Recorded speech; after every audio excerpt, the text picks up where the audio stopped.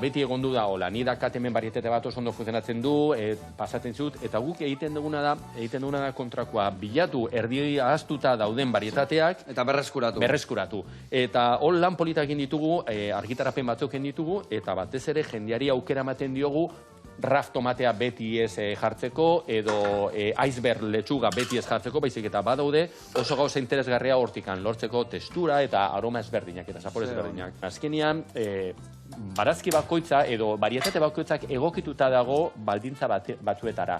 Eta hor goa ezigea berreskuratzen egiten, eta hori egiten dugu adibidez hasi hauekin. Eta ikertzen ditugu umeekin baserritan dauden ahaztutako barietateak, eta gero artxibategi hontan, hasiera artxibategian sartzen ditugu jendea truke egiteko, pentsatuz hemendikan inguruan erabiliko diala. Ze ona. Eta gila esan honetanak lagunduko, ez da? Eta jendea motibatu ere bai, eta...